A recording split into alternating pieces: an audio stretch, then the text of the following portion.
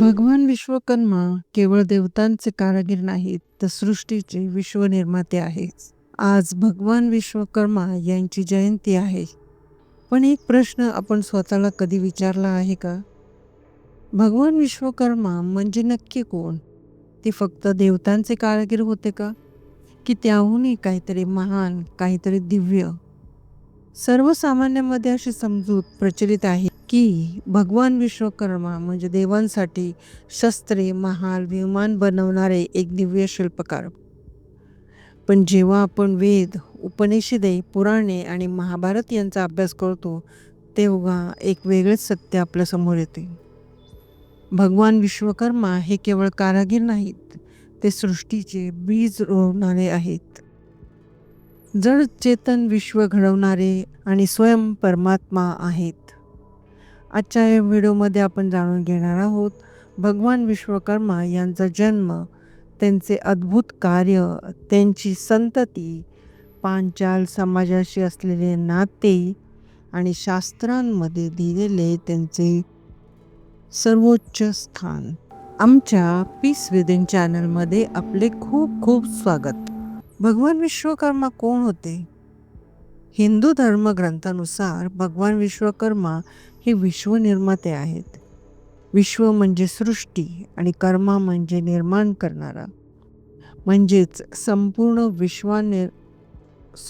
विश्व निर्माण करणारे परमात्मा म्हणजेच भगवान विश्वकर्मा. ऋग्वेदात त्यांना सर्वदृष्टीधारक, सर्वज्ञ आणि सृष्टीचे आदिकारण मानले आहे. ऋग्वेदात विश्वकर्मा सूक्त नावाने त्यांच्या स्तुतीसाठी 11 स्तोत्रे रचली आहेत. यजुर्वेदाच्या 17व्या अध्यायात 16 मंत्रांतून त्यांचे महात्म्य सांगितले आहे. हे दर्शवते की भगवान विश्वकर्मा हे वेदकालीन देवता असून त्यांचे स्थान अत्यंत उच्च आहे. भगवान विश्वकर्मांचा जन्म विविध शास्त्रीय मते. भगवान विश्वकर्मांच्या जन्माबाबत शास्त्रांमध्ये विविध मतप्रवाह आढळतात. एका मतानुसार ब्रह्मदेव, धर्म, वास्तुदेव आणि मग विश्वकर्मा. स्कंद पुराणानुसार धर्म ऋषींचे 8वे पुत्र प्रभास आणि प्रभास व भुवना ब्रह्मवादिनी यांचे पुत्र म्हणजे विश्वकर्मा. वराह पुराणानुसार ब्रह्मदेवांनी स्वतः विश्वकर्मांना पृथ्वीवर पाठवले, जेणेकरून सृष्टीतील रचना पूर्ण होईल. महाभारतातही भगवान विश्वकर्मांचा उल्लेख अनेक ठिकाणी आढळतो. भगवान विश्वकर्मांचे अद्भुत कार्य. भगवान विश्वकर्मा ही वास्तुकला, यांत्रिकी, शस्त्रनिर्मिती आणि विज्ञानाचे अद्यप्रणेते होते. त्यांनी निर्माण केलेली काही अद्भुत कार्ये: महादेवांचे त्रिशूळ, भगवान विष्णूंचे सुदर्शन चक्र, इंद्रासाठी वज्र, ददितीचे ऋषींच्या हाडांपासून, यमराजाचा कालदंड, कर्णाची कुंडले, पुष्पक विमान.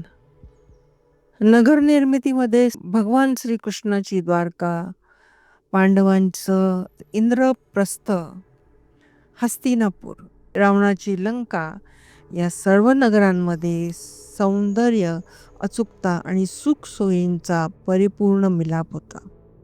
रामसेतू आणि भगवान विश्वकर्मा. लंकेत प्रवेशासाठी भगवान श्रीरामाला ज्यांनी मार्गदर्शन केले ते म्हणजे भगवान विश्वकर्मा. त्यांच्या मार्गदर्शनाखाली नल आणि नील आणि वानर सेनेने रामसेतूची निर्मिती केली. ही केवळ भक्ती नाही, तर वैज्ञानिक स्थापत्याचे उत्तम उदाहरण आहे. भुवनांची रचना. भगवान विश्वकर्मांनी 14 भुवनांची रचना केली. कैलास, वैकुंठ, ब्रह्मपुरी, इंद्रपुरी, स्वर्ग, पृथ्वी, पाताळ, नागलोक. ते सौर ऊर्जेचे ज्ञाते होते. सूर्यशक्तीच्या साहाय्याने त्यांनी शस्त्रे व यंत्रे निर्माण केली. सुमारे 1200 पेक्षा अधिक यंत्रतंत्र त्यांनी निर्माण केल्याचा उल्लेख आढळतो. पाचमुखी परमात्मा विश्वकर्मा. शिवपुराणात भगवान शंकर पार्वतीला सांगतात, पंचवदन भगवान विश्वकर्मा हेच आदिपुरुष आहेत. त्यांच्या 5 मुखांपासून 14 भुवने, पंचमहाभूते, पंचदेव, पंचपुत्र निर्माण झाले. त्यांची मुख्य नावे सधोजात, वामदेव, अघोर, तत्वपुरुष, ईशान. विश्वकर्माची 5 मुले आणि पांचाल समाज. भगवान विश्वकर्मांचा 5 पुत्रांपासून 5 शिल्पकारी व्यवसायांची सुरुवात झाली.